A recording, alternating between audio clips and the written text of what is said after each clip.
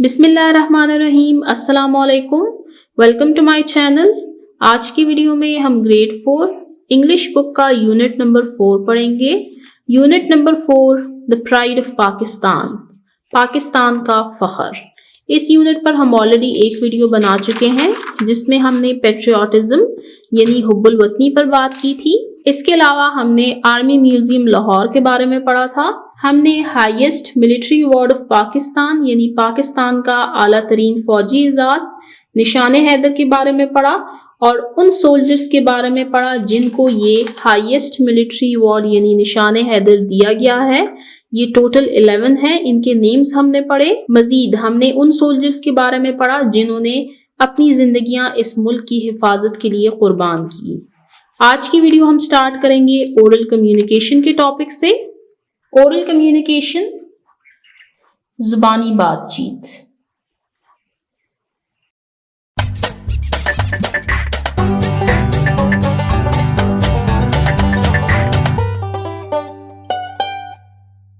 Learning the sounds, आवाजें सीखिए। Learning the sounds में फर्स्ट टॉपिक है हमारे पास डिफ्थॉन्स। डिफ्थॉन्स के बारे में हम डिटेल से यूनिट नंबर 3 में पढ़ चुके हैं। हम रिव्यू 1 में भी इसको पढ़ चुके हैं। यहाँ पर आज हम फिर से इसको रिवाइज करेंगे। रीड मी पोर्शन में देखते हैं कि डिफ्थॉन्स क्या है। A diphthong is a combination of 2 vowel sounds in a single syllable. Diphthong कहते हैं किसी वर्ड के एक सिंगल सिलेबल में 2 वोवल साउंड्स का मौजूद होना। The sound glides from one vowel sound to another, और इसकी जो साउंड होती है वो एक वोवल से स्टार्ट होकर दूसरे में चली जाती है। ग्लाइड यानी फिसलना। As in the words play, found, four etcetera, जैसे कि प्ले में ए और वाई प्ले, फाउंड में ओ और यू फाउंड, फोर में ओ यू फोर एटसेट्रा वगैरह। रीड द गिवन टेक्स्ट, दिए हुए टेक्स्ट को पढ़ें and notice the use of diphthongs in them, और इनमें डिफ्थॉन्स के इस्तेमाल पर गौर करें। It was a Sunday morning, ये संडे की सुबह थी। Kashif reached the sports ground, Kashif खेल के मैदान में पहुंचा। अर्ली इन द मॉर्निंग, सुबह जल्दी। ऑल हिज स्कूल फ्रेंड्स, उसके स्कूल के तमाम दोस्त, वर देयर, वहीं पर थे, टू सपोर्ट, कि वो उसका साथ दें, हिम, उसका। He was a bit nervous, वो थोड़ा सा परेशान था। नर्वस, परेशान। समहाउ, लेकिन, ही पुल्ड हिज एनर्जी टुगेदर, उसने अपनी ताकत, अपनी तवानाई को इकट्ठा किया। यहाँ पर इस पैराग्राफ में बताया गया है कि काशिफ का कोई मैच था जिसके लिए वो सुबह early in the morning sports ground पहुंचा और उसके सारे फ्रेंड्स उस ग्राउंड में मौजूद थे उसको सपोर्ट करने के लिए, यानी उसका साथ देने के लिए। यहाँ पर हमने डिफ्थॉन्स पढ़े। संडे, इसमें A O I, Sunday. Ground, ground. How, how. Make more words with the given diphthongs in your notebook, नीचे आपको कुछ डिफ्थॉन्स दिए गए हैं, इनसे मजीद डिफ्थॉन्स बनाने हैं अपने नोटबुक में। इस डिफ्थॉन्स से जो साउंड आती है हमारे पास वो ऐसे है जैसे लाइक में I-N-E, like, lime.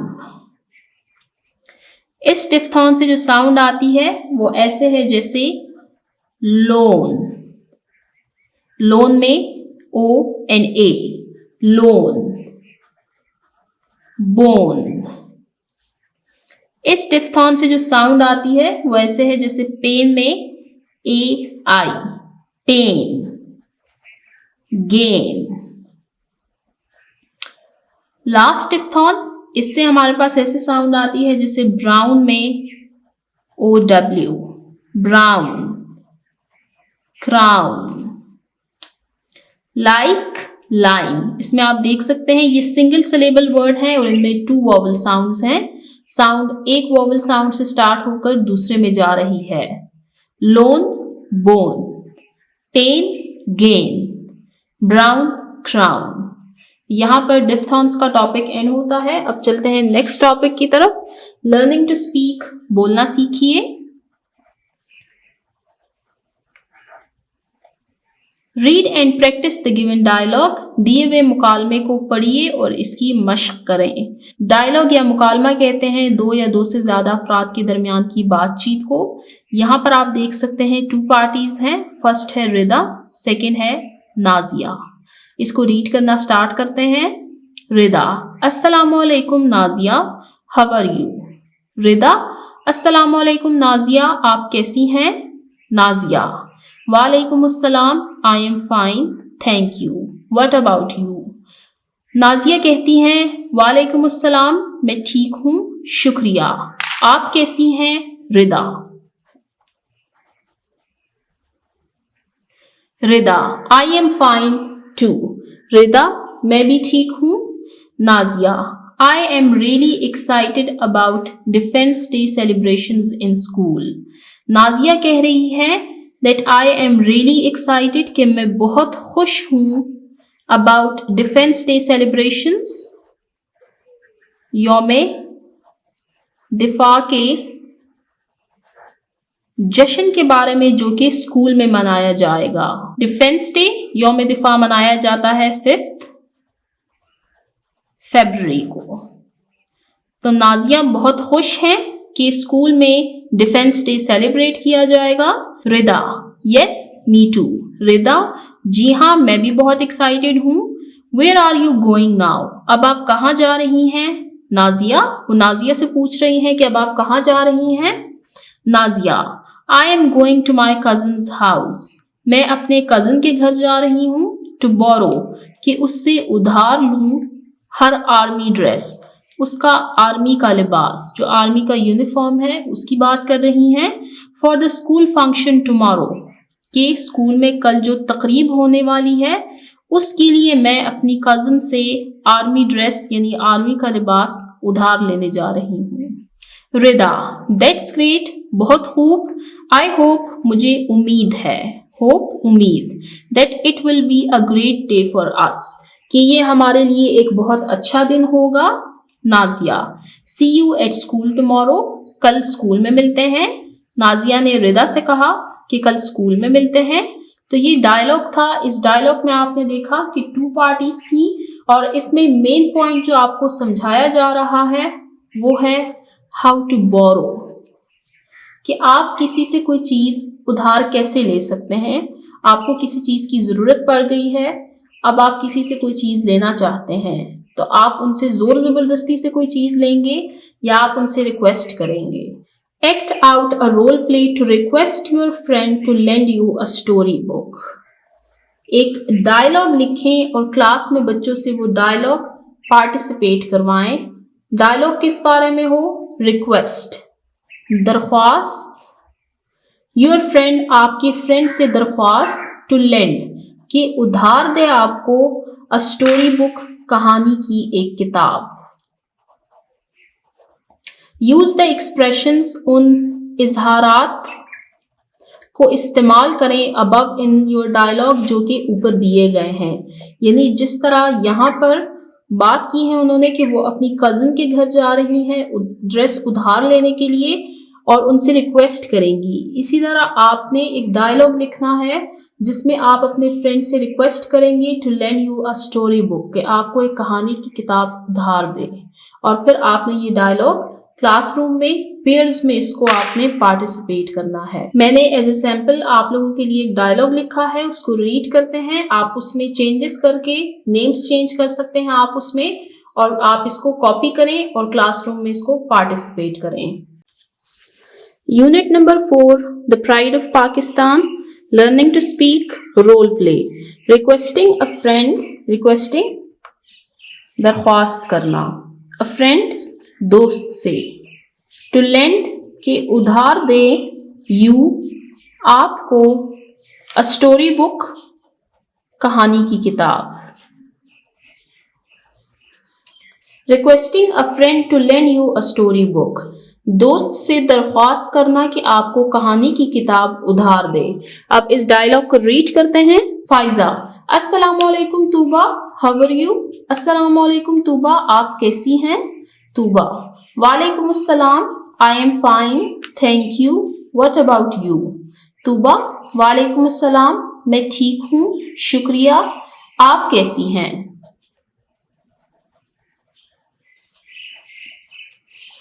Pfizer, I am fine too, मैं भी ठीक हूँ।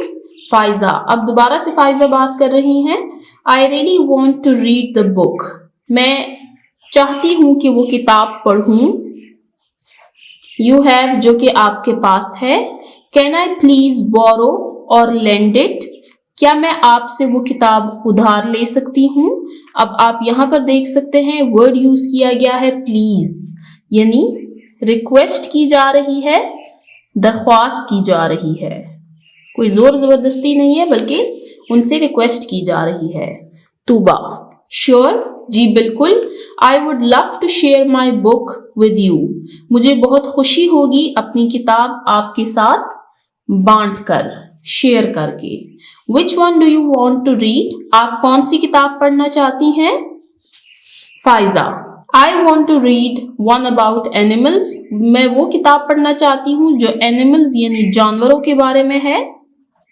Tuba, that's a great choice, आपने बहुत अच्छी किताब का इंतखाब किया है। चॉइस, इंतखाब, यानी तूबा ने फाइजा को बहुत सारी चॉइसेस दी कि वो जौन सी बुक लेना चाहती है वो ले सकती है। तो उसने जो बुक सेलेक्ट की, जो चूज की, तो तूबा ने उनकी चॉइस की तारीफ की कि आपने अच्छी किताब पसंद की है। यू कैन लेंड और बोरो इट, आप इसको उधार ले सकती हैं। एंड रिटर्न इट, और इसको वापस करें। टू मी, मुझे। When you are done, जब आप इसको पढ़ लें, यानी जब आपसे ये किताब फ्री हो जाए तो आप फिर मुझे ये किताब वापस कर दें। उधार लेना, लेंड, बोरो करना ये है कि आप किसी से कोई चीज लें, उसको इस्तेमाल करें और ठीक ठाक वापस करें। Faiza, thank you so much, आपका बहुत शुक्रिया। I will take good care of it, मैं आपकी किताब का बहुत ख्याल रखूंगी। आई प्रॉमिस, मैं आपसे वादा करती हूँ, यानी जब आप किसी से कोई चीज उधार लेते हैं तो आपने फिर वो चीज उनको ठीक ठाक वापस करनी है, उसको खराब नहीं करना। तो ये डायलॉग था, इस डायलॉग को एक दफा फिर से रीड करते हैं। फाइजा, अस्सलाम वालेकुम Tuba, how are you. Tuba, वालेकुम अस्सलाम, I am fine, thank you, what about you. Faiza, I am fine too. Faiza, I really want to read the book you have. Can I please borrow or lend it? Tuba, sure. I would love to share my book with you. Which one do you want to read? Faiza, I want to read one about animals. Tuba, that's a great choice. You can lend or borrow it and return it to me when you are done. Faiza, thank you so much. I will take good care of it. I promise. तो यहाँ पर आपने देखा कि हमने एक role play किया to request your friend to lend you a story book, और हमने उनमें उन्हीं एक्सप्रेशंस का यूज किया जो कि यहाँ पर इस डायलॉग में किए गए थे। जैसे इन्होंने सलाम किया, फिर सलाम का जवाब दिया, एक दूसरे की तबीयत और हाल का पूछा, ऐसे ही आप इस डायलॉग को अपनी नोटबुक में लिखें और क्लास में इस एक्टिविटी को पार्टिसिपेट करें पेयर्स में। टीचिंग पॉइंट की तरफ चलते हैं। Ask students to answer the given questions and note their responses. ये बात की जा रही है वाइल रीडिंग और पोस्ट रीडिंग क्वेश्चंस की, कि बच्चों से उन सवालात के जवाबात पूछें और उनके जवाबात को अपने साथ नोट करें। Explain the concept of diphthongs by sharing more examples, बच्चों को डिफ्थॉन्स का कॉन्सेप्ट समझाएं। Ask them to read and practice the given dialogue, और बच्चों से कहें कि इस डायलॉग की प्रैक्टिस करें। Next page, page number 39।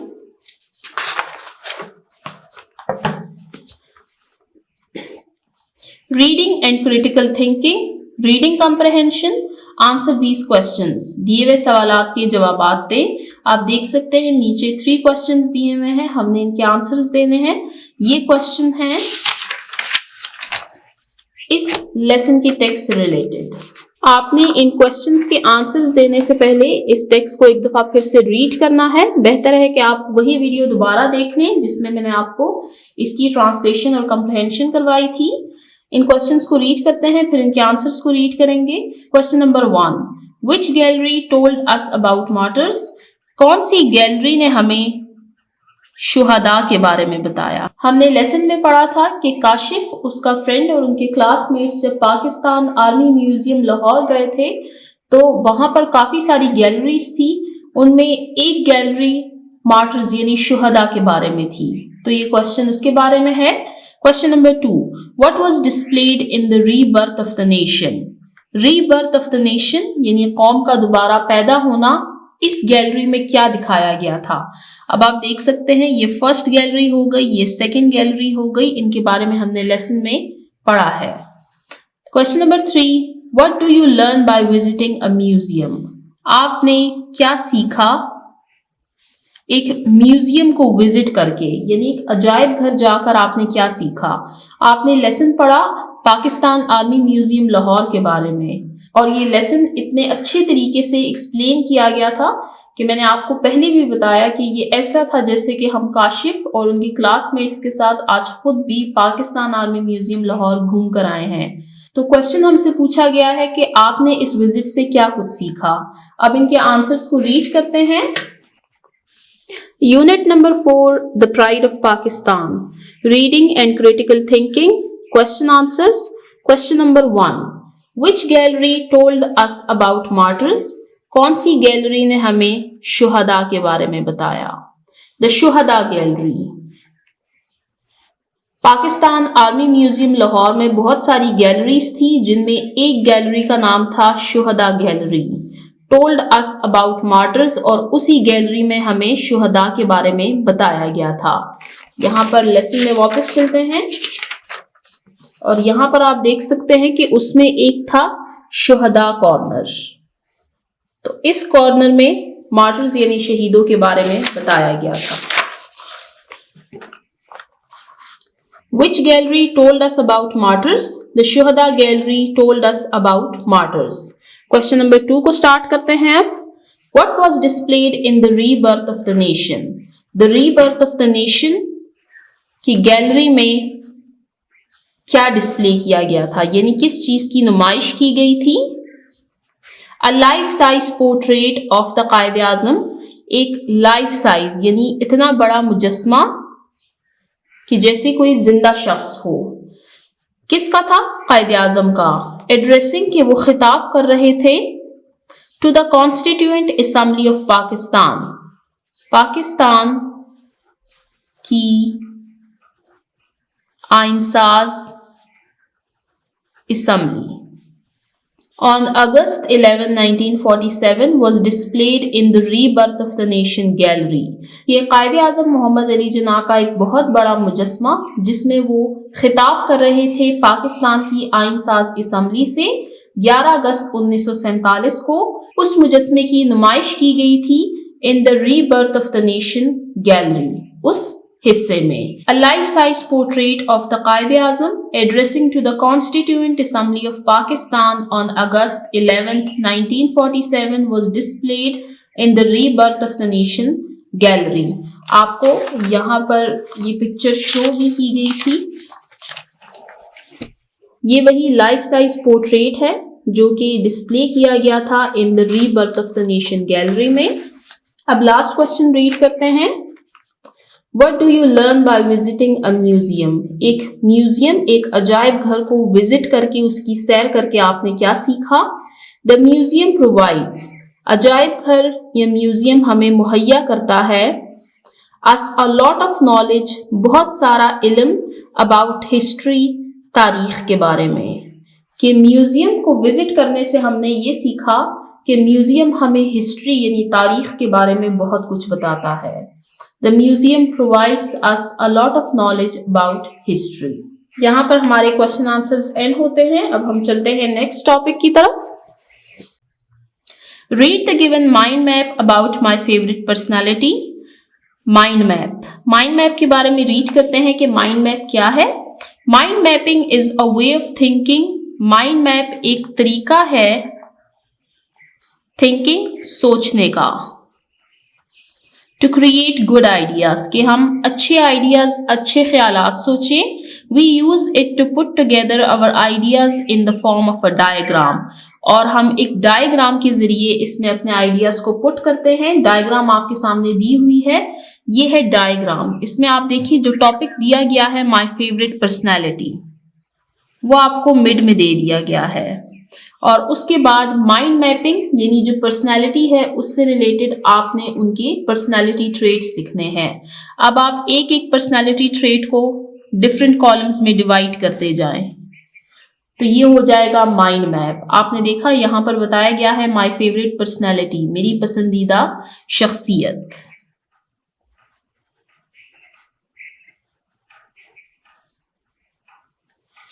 First quality बताई गई है उनकी रिस्पॉन्सिबल, जिम्मेदार।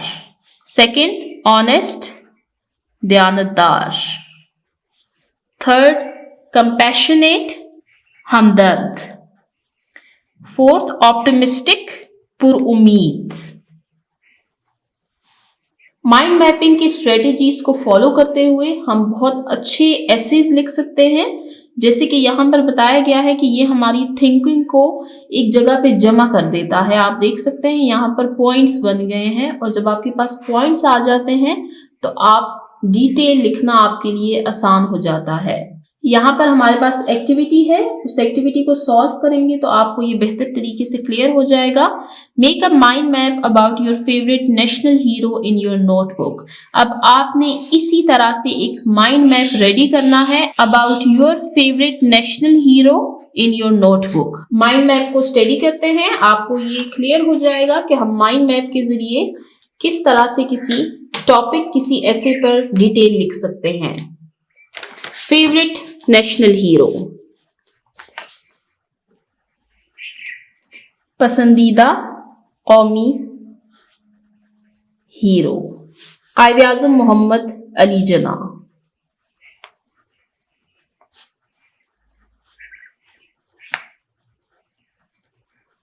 इनको फादर ऑफ द नेशन भी कहा जाता है।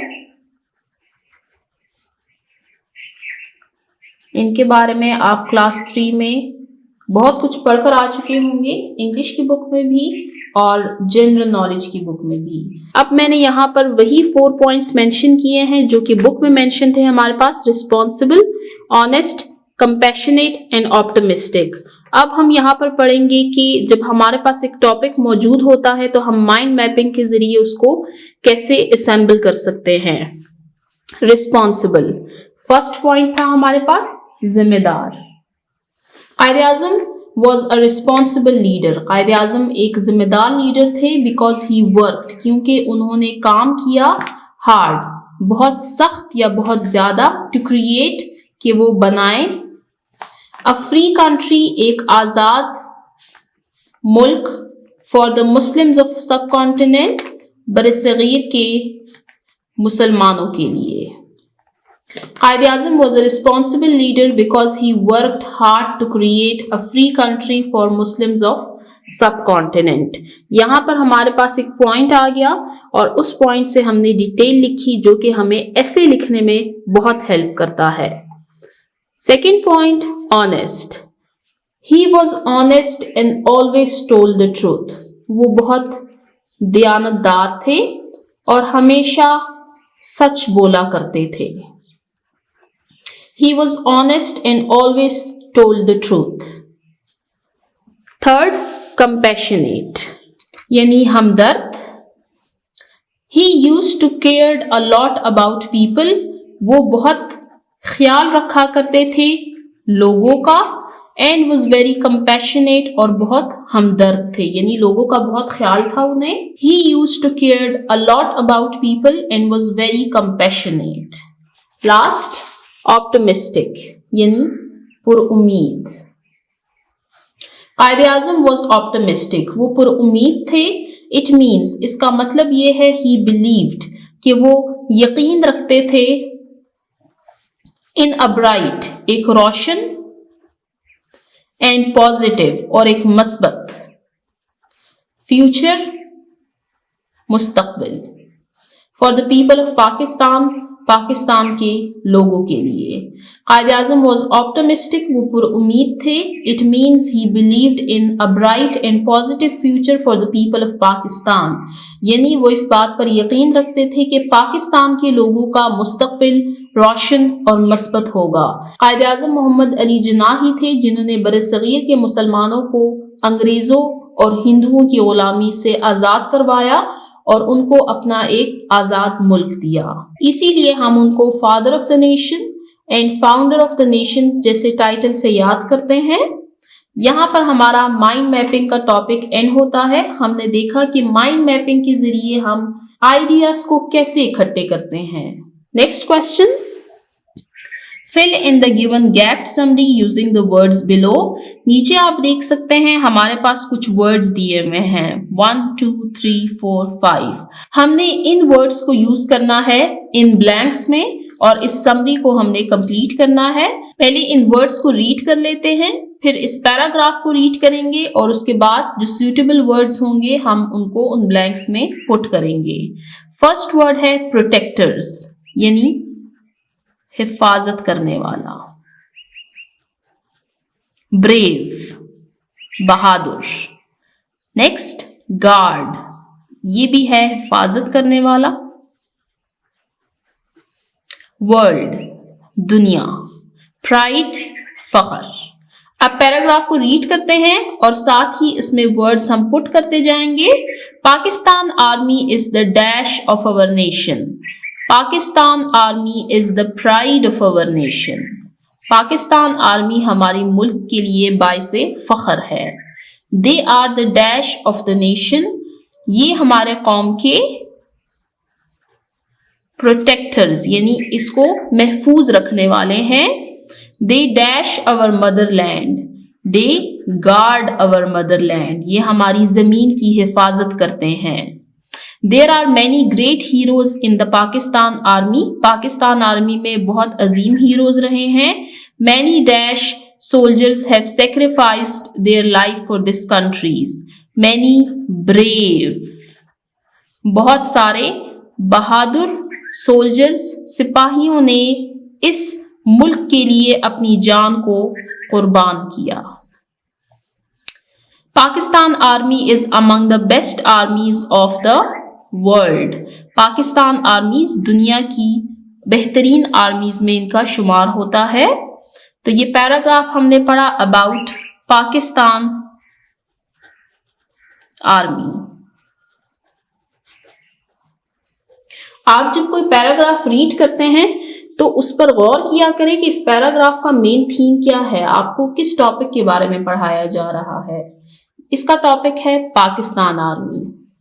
टीचिंग पॉइंट की तरफ चलते हैं। Write any topic on the board, board पर कोई टॉपिक लिखिए।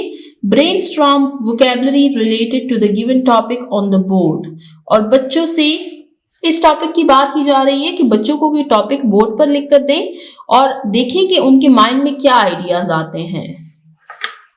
Late students write on their own, और फिर बच्चों से कहें कि उसी टॉपिक पर खुद से लिखें। इस टॉपिक को आप बच्चों से दो तरीकों से सॉल्व करवा सकते हैं। एक ये है कि आप बच्चों को टॉपिक दें और उनसे कहें कि इससे एक माइंड मैप बनाएं, यानी सिर्फ इससे पॉइंट्स बना ले, बुलेट्स बना ले, जैसे यहाँ पर 4 आपके सामने बनी हुई हैं। या आप बच्चों को ये माइंड मैप बना के दें और बच्चों से कहें कि एक एक सेंटेंस इस हर एक पॉइंट पर लिखें। Encourage students to come up with different ideas about it, और बच्चों से कहें कि इससे मुतल्लिक मजीद आइडियाज लेकर आए माइंड मैप से रिलेटेड। ये बात टीचिंग पॉइंट में सारी माइंड मैप की गई है। अब चलते हैं नेक्स्ट पेज नंबर 40 की तरफ। रीड द लेसन अगेन, सबक को दोबारा से पढ़िए and fill in the blanks with the correct options, और सही जवाब के साथ इन खाली जगह को पुर करें। First, Kashif brought his dash along with him. Kashif अपने साथ क्या लेकर आया था? Camera, diary, lunch, a story book. Correct option है diary. Second, the Nishan Haider is the highest dash in Pakistan. Nishan Haider Pakistan का आला तरीन क्या है? फर्स्ट, परफॉर्मेंस अवार्ड, कारकर्दगी का एजाज। सेकेंड, मिलिट्री अवार्ड, फौजी एजाज। थर्ड, सिविल अवार्ड, सिविल एजाज। फोर्थ, एकेडमिक अवार्ड यानी कोई तालीमी एजाज। इसमें करेक्ट ऑप्शन है मिलिट्री अवार्ड, फौजी एजाज। हमने निशाने हैदर के बारे में पढ़ा था कि ये पाकिस्तान का आला तरीन फौजी एजाज है। The Nishan-e Haider is the highest military award in Pakistan. Next, on entering the museum, museum में दाखिल होते ही the children saw dash Indian tanks, बच्चों ने कितने इंडिया के टैंक्स देखे? 2, 3, 4, 5। करेक्ट ऑप्शन है 4। On entering the museum the children saw 4 Indian tanks, दाखिल होते ही बच्चों ने 4 इंडिया के टैंक्स देखे जिन पर कब्जा किया गया था। Last, there are dash great soldiers from the armed forces, Pakistan के आर्म्ड फोर्सेस यानी मुसल्लह अफवाज में से कितने अजीम सोल्जर्स हैं हु रिसीव, जिन्होंने हासिल किया है द निशान हैदर, निशान हैदर जो कि हाईएस्ट मिलिट्री अवार्ड है पाकिस्तान का, यानी पाकिस्तान का आला तरीन फौजी एजाज। 10, 11, 12, 13। 11, there are 11 great soldiers from the armed forces who receive the Nishan Haider, Pakistan के मुसल्लह अफवाज में से ऐसे 11 अजीम सिपाही हैं जिन्हें निशान हैदर मिला है। तो यहाँ पर हमारा फिल इन द ब्लैंक्स का टॉपिक एंड होता है। अब चलते हैं नेक्स्ट टॉपिक की तरफ, analytical reading. Use the internet, internet का इस्तेमाल करें and read about the Nishan Haider holders, और वो लोग जिनको निशान हैदर मिला है उनसे मुतल्लिक मजीद पढ़िए। कलेक्ट इंफॉर्मेशन, मालूमात इकट्ठी करें अबाउट देयर पर्सनल लाइफ्स, उनकी जिंदगियों के बारे में, एंड अचीवमेंट्स, और उनके अचीवमेंट्स यानी उनकी कामयाबियों के बारे में। Note down information in your notebook, और उन अचीवमेंट्स और पर्सनल लाइफ से रिलेटेड जो इंफॉर्मेशन आपको मिलेगी उसको आपने अपनी नोटबुक में नोट करना है। आप इस एक्टिविटी को सॉल्व कर सकते हैं। ये जो आपको 11 हीरोज दिए गए हैं जिनको निशान हैदर मिला है, आप इनकी पिक्चर्स निकालें इंटरनेट से, उनको प्रिंट आउट करें और इनको अपनी नोटबुक में लगाएं, पेस्ट करें। साथ ही उनका नेम और उनका डेथ ऑफ ईयर यानी वो ईयर जिनमें वो शहीद हुए हैं उनको मेंशन करें। आप इसी तरह से हर एक पिक्चर को पेस्ट करते जाएं, उसके साथ उनका नेम और उनका डेथ ऑफ ईयर लिखते जाएं। आप इस एक्टिविटी को ऐसे सॉल्व करें। अपनी इंग्लिश की नोटबुक में इन पिक्चर्स को पेस्ट करें, साथ ही उनका नेम और उनका डेथ ऑफ ईयर मेंशन करते जाएं। यहाँ पर हमारा एनालिटिकल रीडिंग का टॉपिक एंड होता है। इसके साथ ही हम आज की वीडियो को एंड करते हैं। आज की वीडियो में हमने ओरल कम्युनिकेशन और रीडिंग एंड क्रिटिकल थिंकिंग के टॉपिक्स को कवर किया। इंशाल्लाह नेक्स्ट वीडियो में हम लैंग्वेज फोकस, ग्रामर और राइटिंग के टॉपिक्स को कवर करेंगे। जिन बच्चों ने अभी तक मेरे चैनल को सब्सक्राइब नहीं किया, काइंडली मेरे चैनल को सब्सक्राइब करें ताकि हर आने वाली वीडियो आपको टाइमली मिल सके। Thank you.